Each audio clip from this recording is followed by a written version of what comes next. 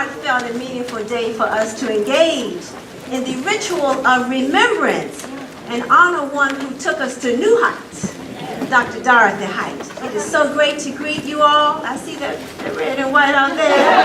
I'll get to you in a minute.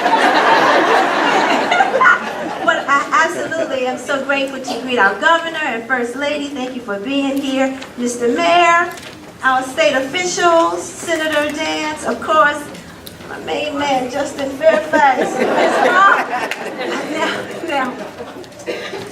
Justin's family is from Fairfax County, and my husband's family is from Fairfax County. They're trying to figure it out. But we love him, we claim him as our own.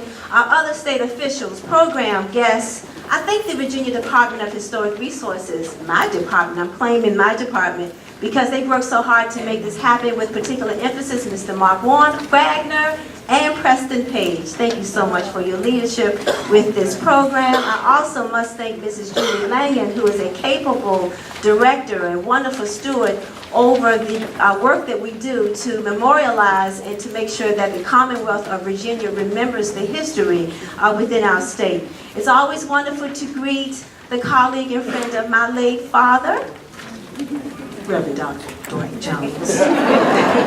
It's a blessing always to be here in First Baptist South Richmond. I am just honored to be with my beautiful sisters, the Richmond Alumni chapter of the devastating divas of that Pacific.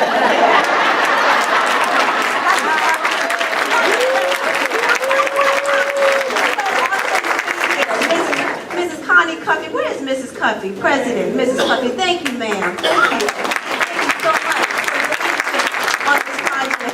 For the Richmond Alumni Chapter, my aunt, my mama's baby sister, was Mrs. Wanda Dabney Zanders, and she was an active member in the Richmond Alumni Chapter. But I just want to be clear that she hails from a family Alpha Kappa Alpha.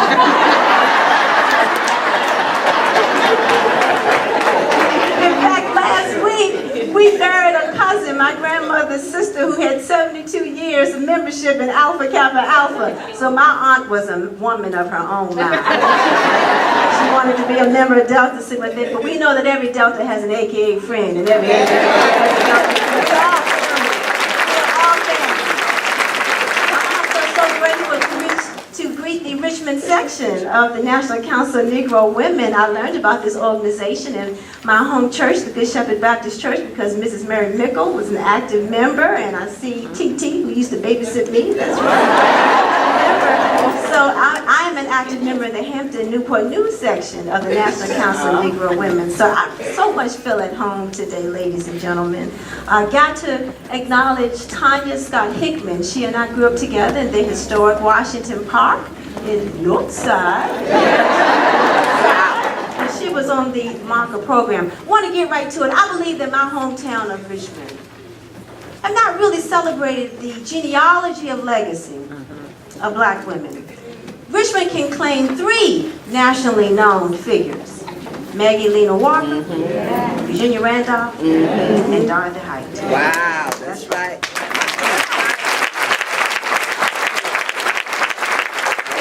Dr. Height's mentor, Dr. Mary McLeod Bethune, another woman of Delta Sigma. I know I am. Was a generational peer of Mrs. Walker and Ms. Randolph, and through this relationship, we are always connected to a genealogy of women who prioritized service, leadership, and community in the 19th and 20th century.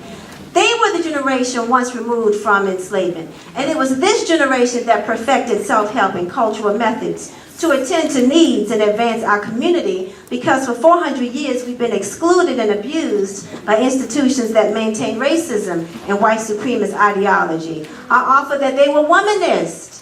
They were womanists. They went where feminism isn't willing to go. They were womanists. Because they employed community-centered principles. Yes, they were. Yeah, hand clap. I appreciate it. They were womanists because they advanced both black men and women, because the patriarchy tends to exclude men, our men, and tends to exclude women. And so Dr. Height extended that genealogy through her work to us by her unwavering role as leader in the Black Vanguard. Known as the Grande Dame or Godmother of the 20th modern century civil rights movement, she added height, she added depth, she added width to the role of women in leadership and service. One wouldn't believe that she was severely asthmatic as a child and wasn't expected to live into adulthood, but we bless God that He decided otherwise. Yes. Amen. She learned the value of community work necessary to uplift impoverished people through her parents and her role as a community social worker. Her work with the YWCA at the local and national levels served her well, as she not only learned about the needs of black girls, she learned about community development methods and interracial outreach. In fact, she is not credited, but she should receive the credit for pushing the YWCA to integrate. After she became president of the NCNW, she was one of the only 2 women on the dais at the March on Washington in 1963 for Jobs and Freedom, with none other than icon Mrs. Mahalia Jackson. Now, Dr. Height was a woman who spoke her mind. She was truthful to a fault. You were right, my brother. I did my research. Because there are times she said that Dr. King spoke longer than he was scheduled to speak. But if he didn't, we wouldn't have that treasure I have a dream speech, right? But we know that he provided us with that treasure because Mahalia Jackson tell him about the dream, Martin. Tell him about the dream, Martin. We also know that Dr. Height was disappointed with the male leadership because none of them advocated specifically for black women's rights. And so she spoke her mind. She was honest, brutally honest, to a fault, but she said what had to be said. She was fearless, organizing Wednesday in Mississippi, which was dangerous work in 1964, where both black and white women met to discuss racial justice issues. Dr. Height added height to the political stratosphere by helping Shirley Chisholm, another woman adult disease.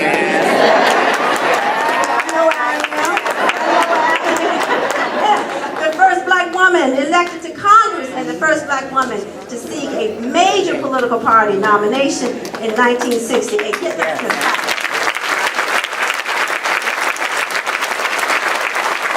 They both helped to found the National Women's Political Caucus in 1971, which continues today. Her concerns were women in leadership, women employment, education, fair pay. Given that black women only consist of 8% of the U.S. population, we know that there are plenty of public and private spaces that don't see us. Dr. Height said, and I quote, "We have to improve life, not just for those who have the most skills and those who know how to manipulate the system, but also for those and with those who often have so much to give but never get the opportunity," end quote. And so with the National Council of Negro Women, she obtained federal money to create training programs for teenagers and food cooperatives in rural communities. She also created Generation Woman Power, a project dedicated to training black women in opening and operating their own businesses and in vocational development. And she was concerned with our generation. She said, and I quote, "I reflect on the hope and challenges facing women in the 21st century,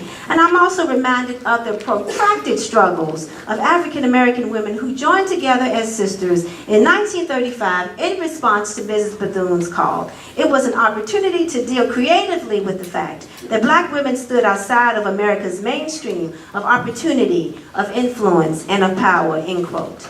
Dr. Height added height to the exosphere when she created in 1986 the Black Family Reunion Celebration. I remember this. I was a student at Howard during that time frame. We would go to the mall. There would be wall-to-wall pavilions. There were policy think tanks. There were youth exchanges and cultural exchanges, plenty of food. There were discussions about how to improve our families and our communities.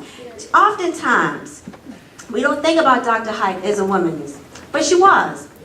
Washington, D.C. delegate Eleanor Holmes Norton said, and I quote, "Dorothy Height deserves credit for helping black women understand that you have to be feminist at the same time you have to be African." So she was a womanist. I offer she was a womanist.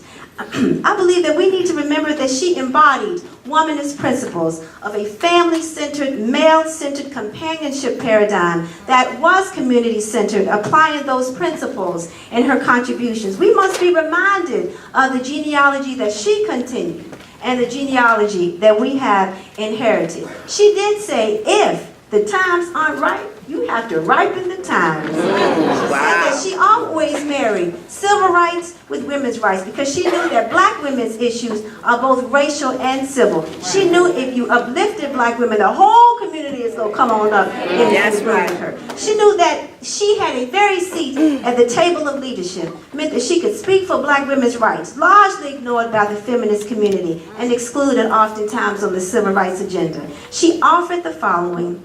We African American women seldom do just what we want to do, but always what we have to do. I'm grateful to have been in a time and a place where I could be a part of what was needed, end quote. So my daddy always said, people get the leadership they deserve. We deserved Dorothy Height, and thank the Lord he saw fit to bring her here.